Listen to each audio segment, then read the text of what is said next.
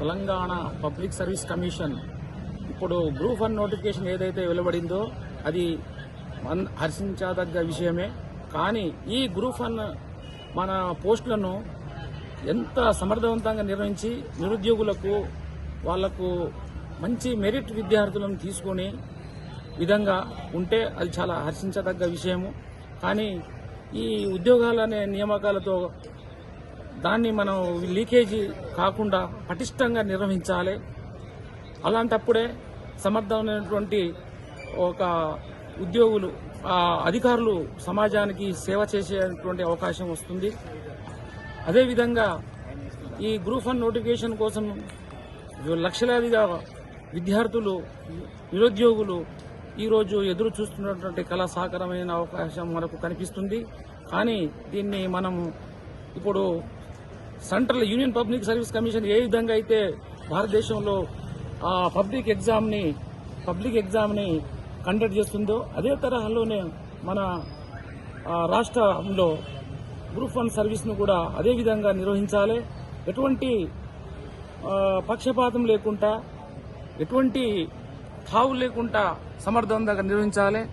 కానీ దీన్ని విద్యార్థులతో మంచి ప్రతిభగా ఉండేవాళ్ళు కూడా వాళ్ళు మంచి మార్కులు వస్తేనే రేపు మన సమాజంలో వాళ్ళ యొక్క పాత్ర చాలా చురుకుగా చేసుకునే అవకాశం ఉంటుంది. కాబట్టి ఈ సిస్టమ్ ఇప్పటికైనా మారాలి. ఈ సిస్టమ్ సమర్థవంతంగా పనిచేసిన నాడే మనకు యువత నిరుద్యోగులు వారి యొక్క కోరికలు నిర్వహించడానికి మంచి అవకాశం ఉంటుంది. కాబట్టి గవర్నమెంట్ కూడా ఈ విషయంలో తక్షణమే ఈ విభాగాన్ని కొత్తగా ఏర్పడినటువంటి ఈ కాంగ్రెస్ ప్రభుత్వంలో ఇప్పటికైనా నిరుద్యోగుల కళ సాకారం కావాలి.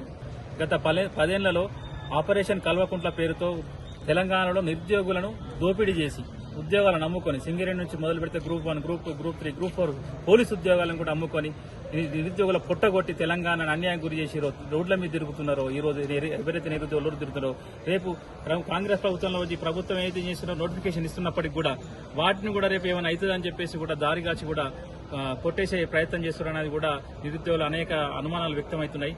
అనుమానాలు నిర్వృత్తి చేసేందుకు కాంగ్రెస్ ప్రభుత్వం సరైన చర్యలు చేపట్టి అదేవిధంగా నిరుద్యోగ వృత్తిని ఫస్ట్ బేషరతుగా నిరుద్యోగ వృత్తిని విడుదల చేసి ఆ తర్వాత నిరుద్యోగులకు సరైన న్యాయం చేయాలి.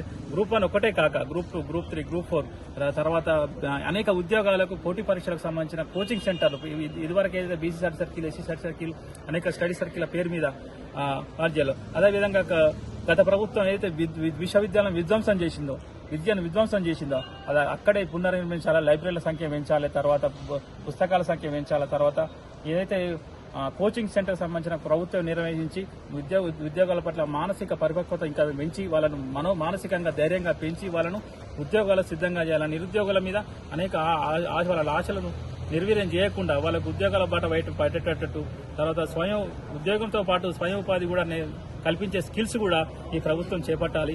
అదేవిధంగా ఏవైతే ఇప్పుడున్న టీఎస్పీఎస్సీ సంబంధించిన వాటి మీద అనేకమైన నీడలు అనుమానాలు ఉన్నాయో వాటిని కూడా ప్రభుత్వం వెంటనే నివృత్తి చేయాల్సి ఉంటుంది. ఎందుకంటే ఒకసారి ఒక స్వయం ప్రతిపత్తి సంస్థ అయిన టీఎస్పీఎస్సీ ఇట్లాంటి వివాదాలకు ఇట్లాంటి అంశాలకు ముడిపడి ఉన్న దాంట్లో నిరుద్యోగులకు ఇప్పటికి కూడా అనుమానాలు ఇంకా ఉన్నాయి. కాబట్టి వాటిని కూడా జాబ్ క్యాలెండర్ విడుదల చేసి ఏ జాబ్ ఎప్పుడు ప్రకటిస్తున్న నోటిఫికేషన్ ద్వారా సరైన పద్ధతిలో సరైన జాబితాలో ఎలాంటి మధ్యంతర దళారీ వ్యవస్థ లేకుండా ఈ ఉద్యోగాలను స్వయంగా భర్తీ చేయాలి. దానిలో దామాషా పద్ధతి తర్వాత సామాజిక న్యాయం పాటించాలని కోరుకుంటూ Challa Srinivas, faculty member, university college of law, KU.